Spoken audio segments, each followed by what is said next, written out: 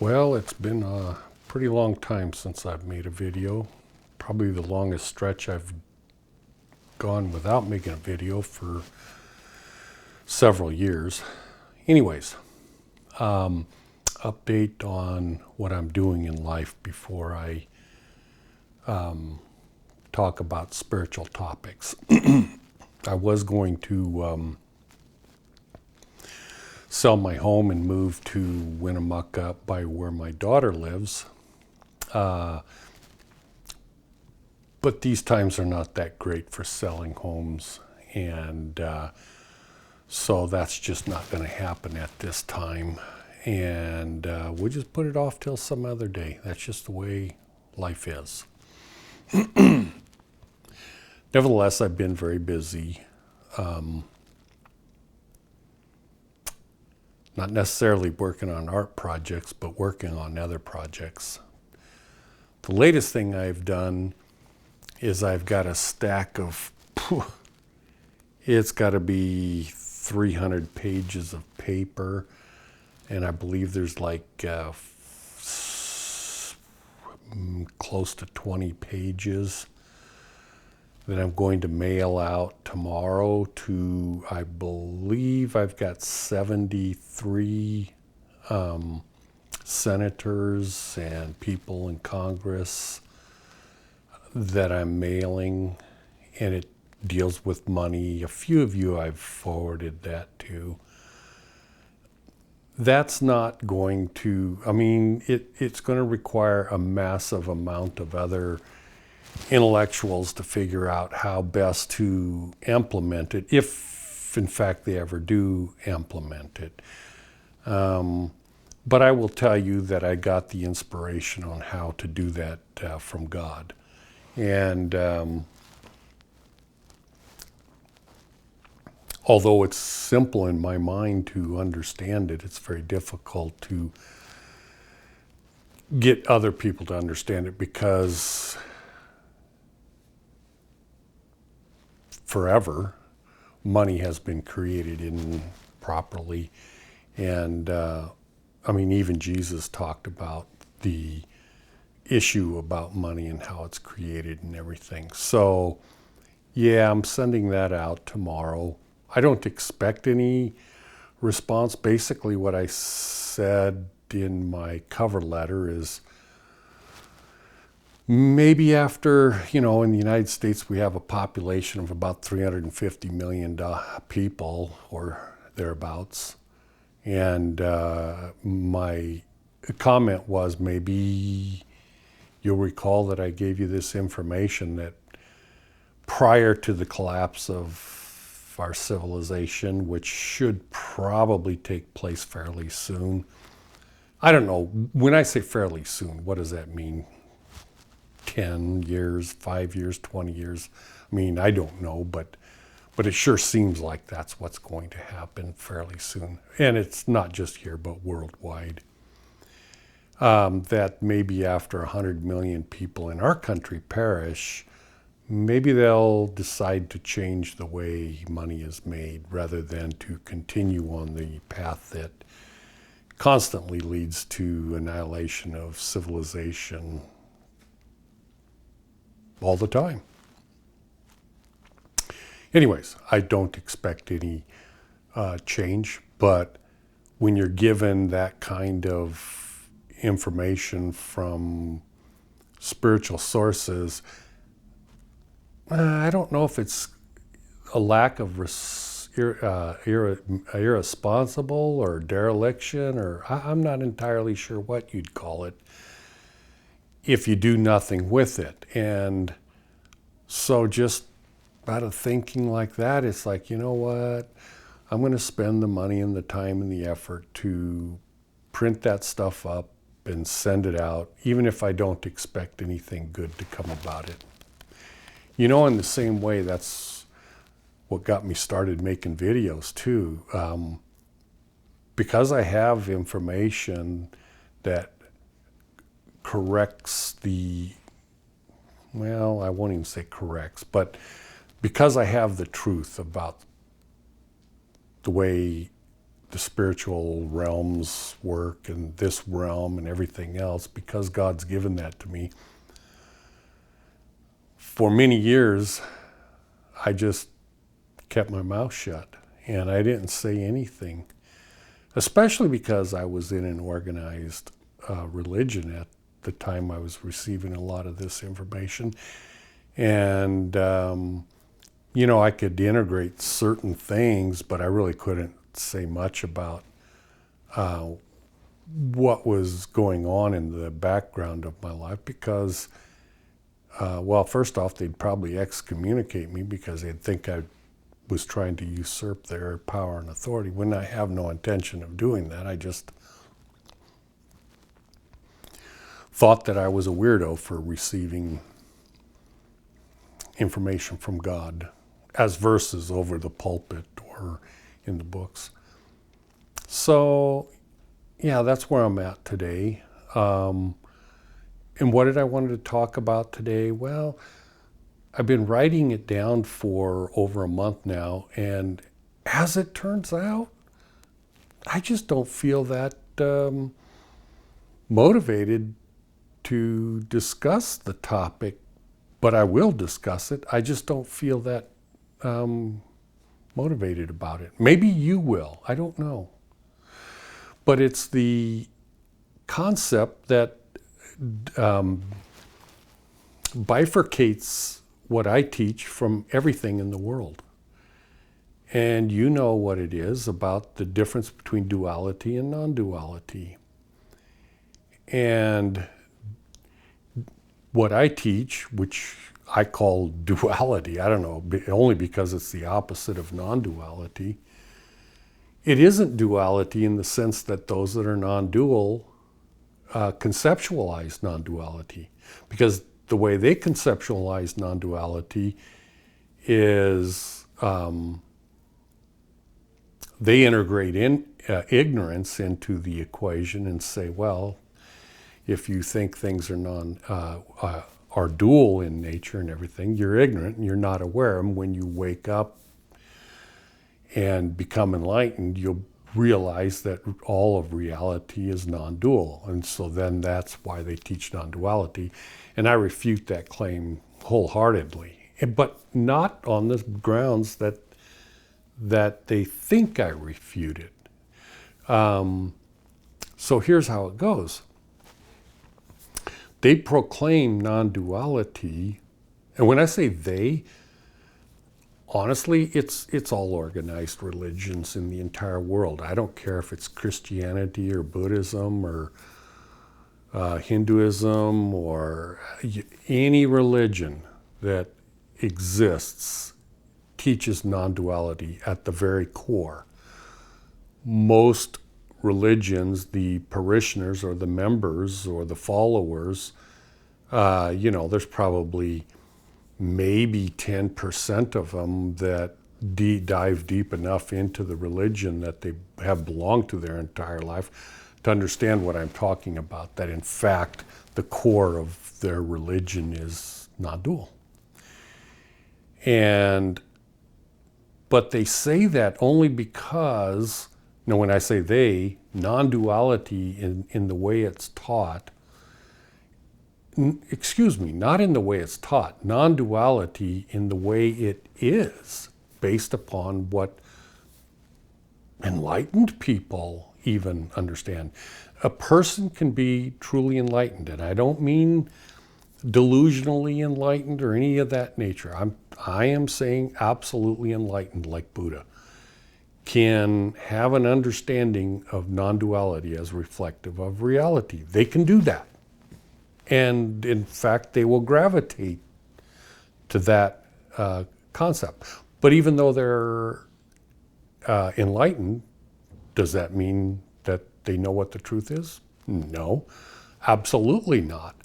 They know the truth of what they have discovered, of the fact that everything in reality is non-dual. Why is that so? Because everything in reality is God. God has created everything. Everything in reality is God. All of physicality is God. The light, anything and everything is God. And they have discovered that truth. And so in their enlightened state of being, they use that as a foundation. But herein lies the problem. That's where they stop. Because they are so enlightened and because they feel, well, when you become enlightened, that's one hell of a transformation from not being enlightened. I mean, it alters everything. Your point of view, it's an experiential situation that you never escape. Escape means like you're trying to get away from it, and you're not, but it is a state of being, of experiential being, that alters everything. So in that, they feel very confident that they are correct in their belief system. But what if what happens, and you read the stories of all these enlightened masters and everything, and they will not even one of them tell you what I'm telling you. And that is, let's say you're enlightened. And somehow, some way, Brahma comes up and starts talking with you. And the enlightened person would say, hey, Brahma, I'm you and you're me. And Brahma says, yeah, your body, your spirit, your soul, everything that you're utilizing to communicate with me, you're right, it is me. But the unseen essence of you is not me. And the enlightened person would say, well, what are you talking about, God? I'm you and you're me. We're non-dual. Jesus even said, I and the Father are one, right? Yeah, from the point of view I just explained. But the core essence, you are using everything I have created. Now I'm pretending I'm God. You have used everything that I have created to communicate with me, to communicate with others, to communicate with the physical reality that in fact is non-dual. But the essence of you that's utilizing everything that I have created is not me. I and you are separate entities. Well, then you would go, from an enlightened standpoint, then you would have this argument, if you will. I suspect people that are super ingrained in this enlightenment state of being might think that they're hallucinating or whatever. I don't know. I don't know how you can do that from a standpoint of God enlightened. You don't get that point without knowing 100%. You're not going to be deluded or misled or whatever. You understand. From that point on forward, from the time you communicate with God and God explains these things to you, you can no longer teach non-duality as the basis of reality. But that does not happen in this reality. Why? Because this reality is a reality that the master, if you will, the God of this realm, of this planet, if whatever you want to call it, is Satan. And does Satan know these exact things that I'm telling you right now? Not really. I mean, can he hear my voice in this video? Certainly he can. But to him, he thinks I'm delusional. He thinks I don't know what I'm talking about. And so he's not worried about what I'm teaching or anything. And why? Because he just thinks I'm a lunatic. And that's fine. Because he's never had one-on-one communication with God, Brahma, the God that Jesus prayed to, like I have. As far as I can tell, he never will. Maybe at the end of the kalpa of time, he will. I suspect, probably. But it doesn't really matter. I mean, it's just, maybe it's a wake-up call and you dissolve back into Brahman and, another trillion years, you awaken again and go through the process again, I suspect. But, that's what I wanted to talk about. Now, what I wanted to talk about in how that relationship is the people that teach non-duality. You don't have to, but this is the way I look at it. Most of these teachers of non-duality, when I say teachers, I'm talking about world famous gurus and, enlightened gurus that have passed thousands of years ago and stuff like that. These particular people, all of them alive today and some of them, etc., etc. The way I look at them is that some of them are just doing the best they can to teach the truth, and others have fallen into that trap because their heart and their soul is opposed to God. Excuse me, I've got a dry mouth. And that opposition is extremely subtle initially, but as time and life goes on, that opposition becomes more and more profound. So much so that they can tend to get off on tangents of evil. And I could, but I'm not going to, name all sorts of tangents that are evil. And these are people that are profoundly, dare I even say, enlightened, but they get off on a path that is somewhat evil. And why? Because really, if you're listening to what I'm teaching and you're opposed to what I'm teaching, it's either due to so much being ingrained with ignorance, or you truly are opposed to God. Another way to look at it, are you opposed to Jesus? Because see, that when I say opposed to God, that's a very difficult concept for people to understand, because their visualization of God isn't the God that I visualize. Their visualization of God is actually Satan. And so when I say, well, they're opposed to God, they'll say, well, no, I'm not. I'm not opposed to God. And that's because what they're thinking is, well, I'm not on the side of Satan. I love God and I worship God, is what they would think. But in reality, they're ignorant, because the God they worship is Satan. They just have pictured a Satan over here, and they go, well, that guy is bad, I don't like him. But this person, this God over here, I do like, and I worship him, or I love him. But they're both the same. They're both the same individual. Neither one is God that Jesus prayed to. One other. Okay, so I'm done with that subject right now. The other thing I wanted to talk about is a little bit bizarre, okay? So throughout my entire life, even when I was a teenager, I was very opposed to spiritual people that are not normal. Spiritual people that mess around with crystals or chakras or all of this woo-woo crazy shit that to me was woo-woo crazy shit, okay? And so throughout my life, I was always opposed to them. Not that I thought they were evil, I just thought they lost their frickin' minds, or they were delusional, or whatever the hell their issues are. I didn't want to have anything to do with them. And I remember when I was in high school,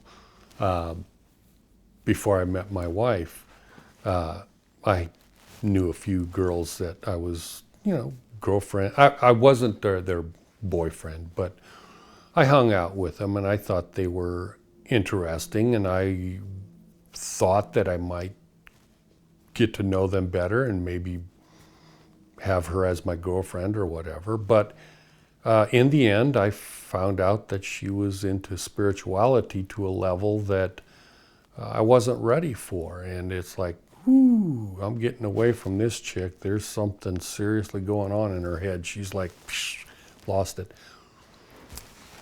So why am I bringing that up? Well, I'm bringing it up because that's where I'm at today, me personally. And as you well know, I don't really talk about stuff like that. I talk about the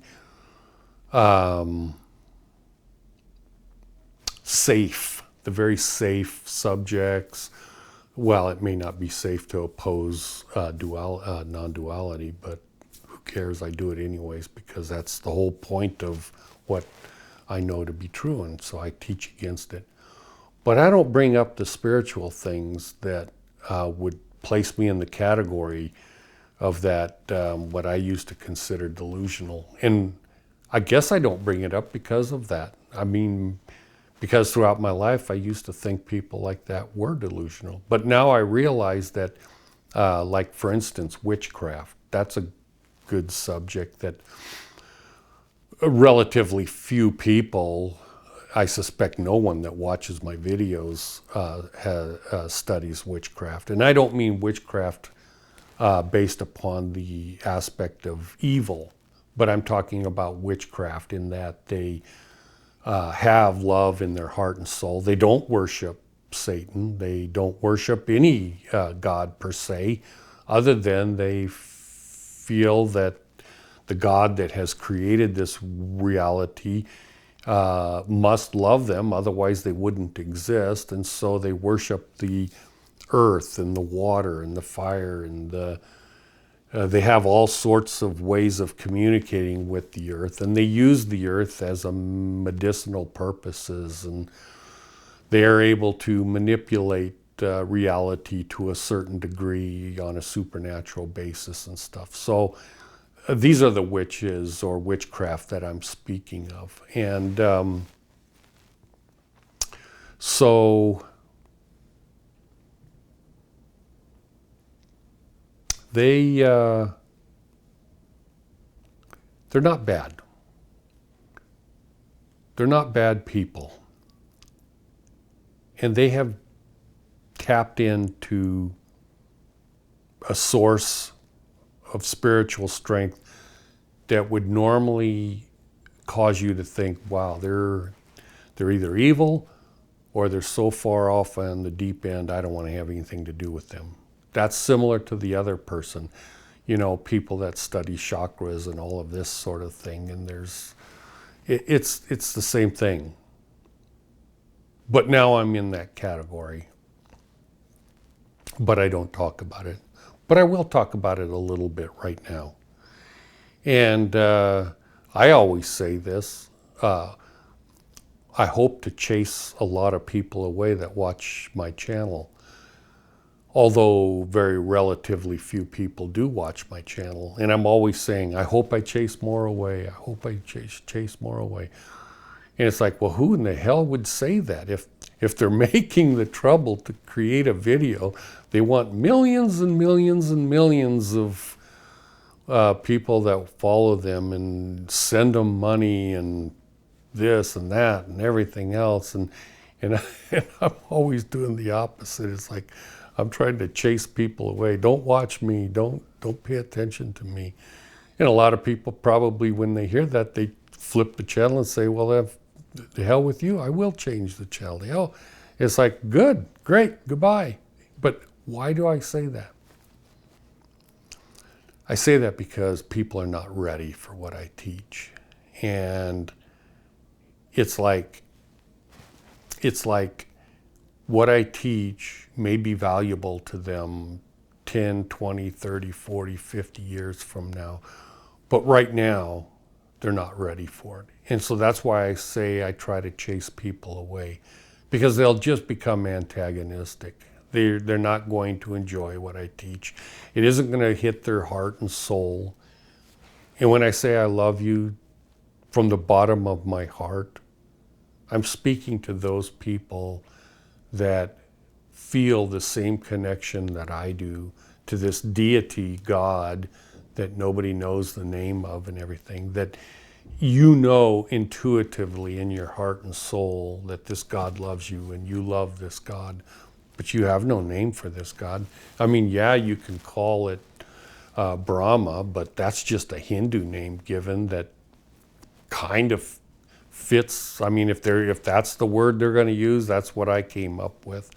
I'll follow that word, but that's not God's name. God's name is not Brahma, for crying out loud. That's just a made-up name.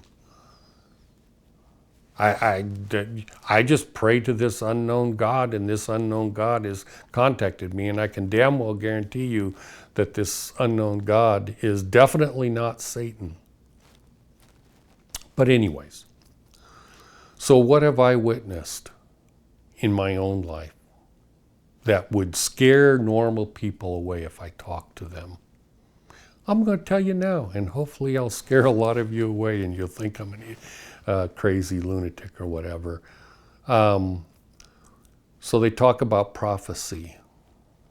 I have had so many prophecies in my life that always come true. And I have given those prophecies to my wife and children, and almost all the time they don't listen. And here's the problem. When you're a prophet and prophesying, think about this philosophy, because most people don't think about it. They just think about it from an outside view. It's like, oh, here's a person that's a prophet. Well, how do we know they're a prophet? Because what they said came true, okay? But herein lies the problem. If people listen to you, like if you prophesy something and say, this is going to happen if you don't prepare, so they do prepare, and then nothing happens. So then they say, well, that person's not a prophet because nothing happened. Well, it didn't happen because you listened. Does that make sense? So the only reason you know a person's a prophet is because you didn't listen. So, yeah, I've had many, many prophecies in my life for my family, and they do listen now, but they don't anymore. Now, how do I feel about it?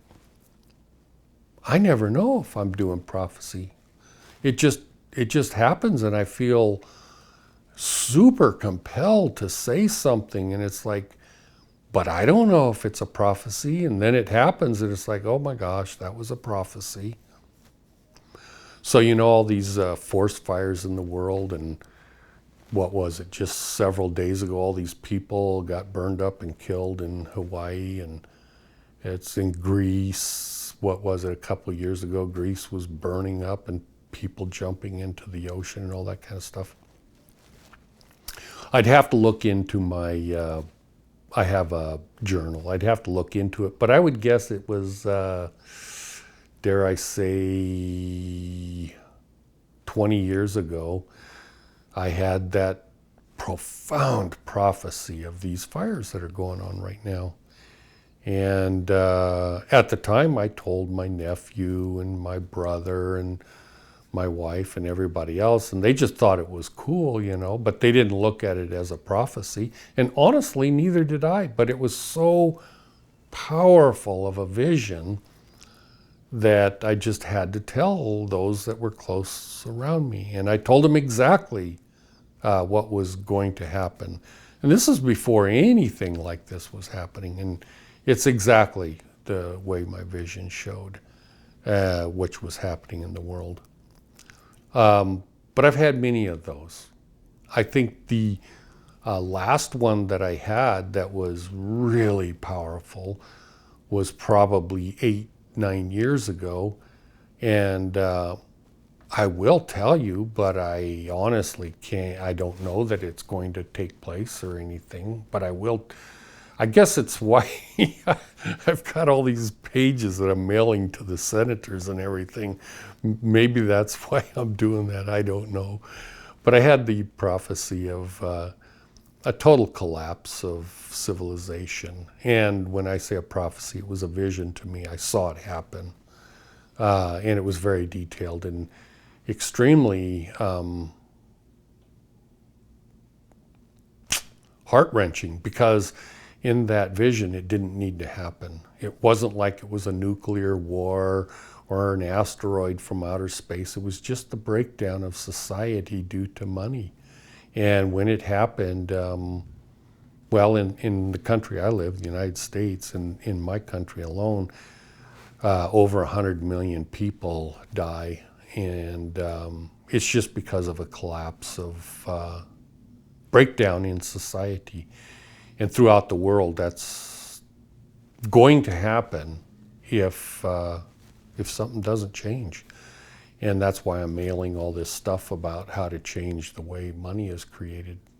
I don't think anyone's going to listen, but I have to do something. I mean, you know, you got to do something. At least that's the way I feel. So what? How long did the breakdown take? Well, in my vision, it was about 5 months before government in the United States. It was before the government, meaning the federal government because normally you don't think about the government coming to save you. You think that they're the ass bites that made it happen, basically. So why would they be the ones to save you? But anyways, in my vision, it was the government through the military, that came out and started the water and electricity and got the things rolling again. But by the time that happened, after 5 months of being down, a third of the population of the United States died. But that was true throughout the world. So that was my prophecy. Do I think it's going to happen? I don't know. I really don't know. But that was my vision. And I don't know when it's going to happen, but it sure seemed like a vision to me. So that's one crackpot thing. Other things, it's like people are alive today because of blessings I've given them. Sometimes I give the blessings remotely from 1,000 miles away, and it's and they ask for these blessings. I don't do it without someone asking, and they never know that they're alive because of the blessings that I give them. My wife the other day, when I say the other day, like, I don't know, not even that long ago, 3 months ago, shall I say, she was diagnosed with some, cancer and stuff like that. And, it was going to look bad and everything. And she was extremely scared. And so she wanted a blessing. And so I gave her a blessing. And then when she went to the doctor, I don't know, 3 weeks later, a month later, they said, well, that's pretty strange, but the bottom line is there's nothing wrong with you. You're perfect in every way, shape, or form. And she knows this is a blessing. I mean, it's not like she thinks it's just coincidental or anything like that. But I've done that many times. Does that mean I can do it every time? No. I mean, my next door neighbor died of cancer, I don't know, 6 years ago, and he asked for a blessing. And when I say he asked for a blessing, he just knows that I'm a spiritual crackpot. Why he asked, I don't even know. But I didn't give him a blessing to be healed because that wasn't what I felt compelled to do. And so I did give him a blessing, but it was for his wife to be able to live comfortably after his death, and everything would work out. And in fact, it did, and it worked out super well for her. But I've done that, I don't know, 100 times in my lifetime, or more probably. Another, this guy will never know because he has no idea who I am or anything, but he bought some speakers because I'm into high-end stereo equipment, And so he bought some speakers that he didn't know how to build and stuff. And so I was advertising some speakers for sale that I had rebuilt on Craigslist, and he responded and he came over, and not that he was going to buy them, but he was a super nice guy. In fact, I think he was Hawaiian from Hawaii, if I'm not mistaken. Long hair and everything, and so really nice guy. And I got to know him and everything, and oh my gosh, he was sick, and sometimes he would have to go throw up and stuff because he was cancer, and he was dying in stage 4 cancer or something like that. And he wanted me to fix his speakers, and because it was one of the last things he wanted to do before he died, you know. And so he asks me if I'd build the speakers, and I told him no several times before I finally said yeah. I spent it would have normally taken me a couple months, but I rushed through it because I wanted to have the speakers done before he died. And so I built them up really fast, and I put them together, and I mean, they look like, when I got done, they looked like, shoot, they were probably 6.5 foot tall, and I did a mirror piano black finish on them and everything, and I mean, they were just fantastic. And I got done and I gave them to him. He wanted to know how much I would charge. And I said, you know, like, how about $150? Because that's what it cost me for the paint to do what I had to do. But I didn't charge him anything. I probably had $2,000-3,000 worth of work in them, but I didn't want to charge him. And so I got him done, and he came back and picked them up, and he was just doing horrible. And so I just felt so bad for him. And so I gave him a blessing, even though he didn't know I gave him a blessing. But I think in his heart he knows, because we never talked, we never said anything, but why else would he be so friendly towards me? I mean, he's just an absolute stranger. Why would that happen? And we don't even know each other, really. He texts me every now and then and stuff like that, and I profoundly importuned God to fix him. I mean, I just felt compelled. And time went by and by, and 6 months go by, and he's just completely healthy now, no cancer. And he, you know, I mean, yeah, he was going to be dead within 3 months, and he's just fine now. I constantly keep up with him and stuff. Do I pat myself on the back because I have all these great, wonderful powers that I can do and all that stuff? No, I feel so incredibly humble that it is like, I don't tell people about this. I barely tell my wife. In fact, my wife is the only one that hears me talk about these things. And I don't even talk to her about this person whose name is Joe. I've just slightly hinted about it.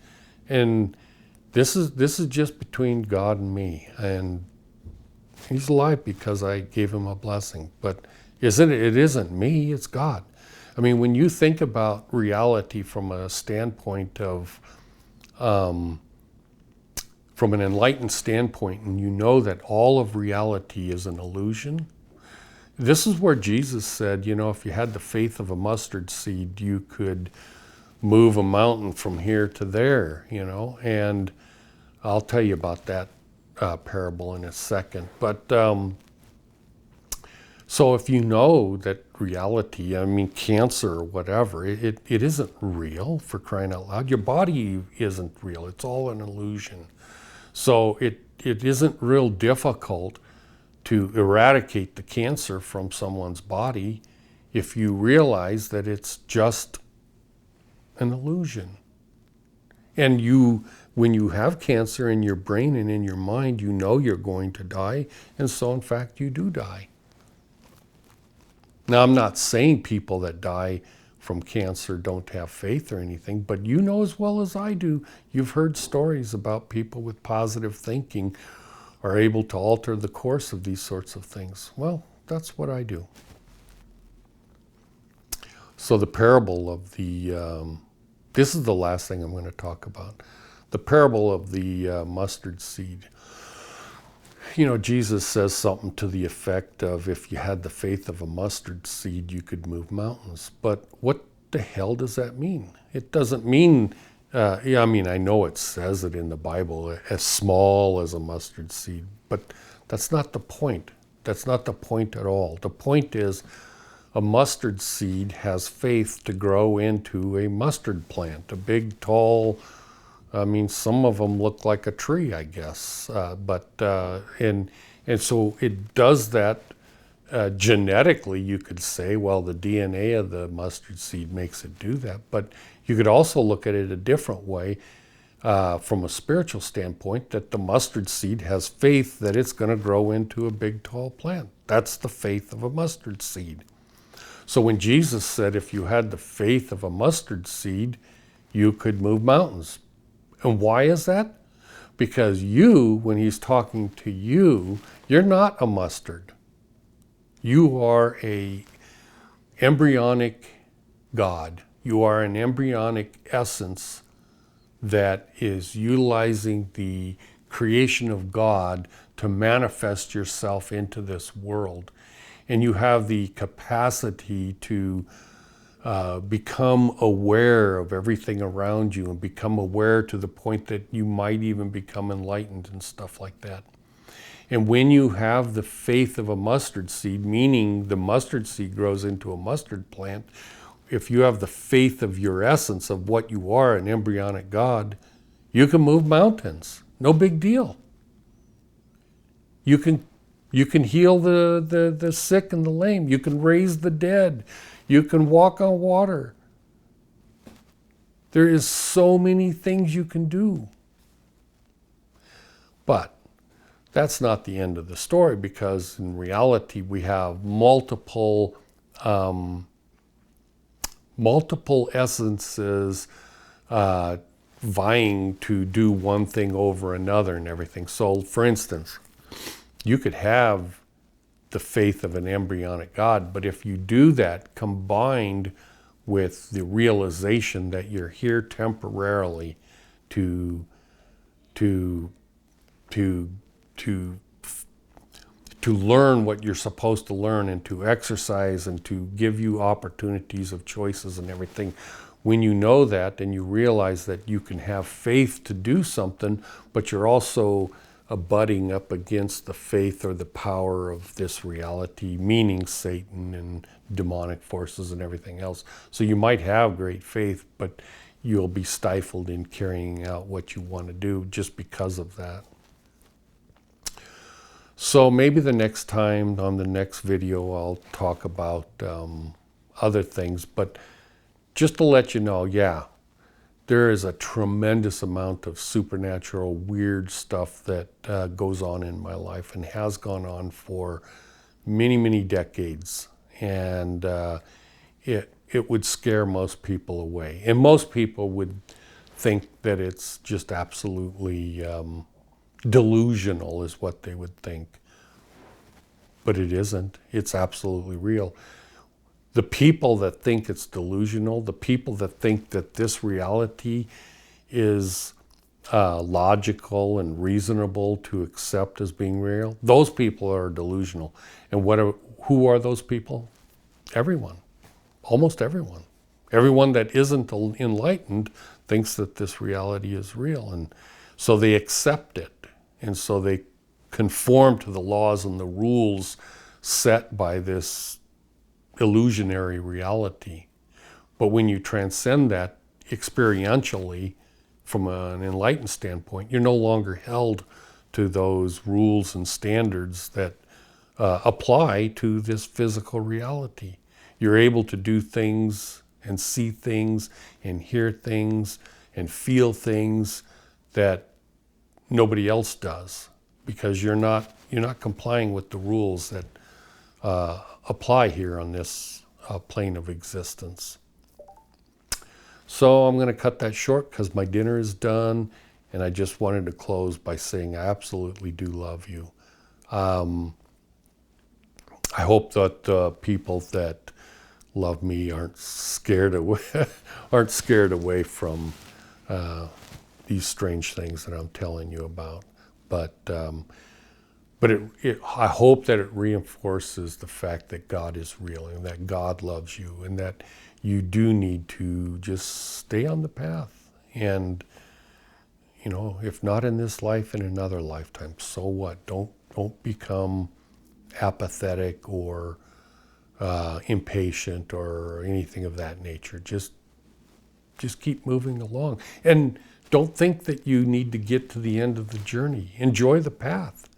Every day you wake up, enjoy it, even though it might be a struggle. Well, not might, even though it is a struggle, enjoy it as best you can, because you're here for a reason, and you're in your situation in life for a reason. You may not know what that reason is, but it is a reason, and it's a valid reason. You have to have faith in God that what is going on in your life right now is not accidental. It's for a reason. Anyways, I love you, and I hope to see you again in the next video. Bye.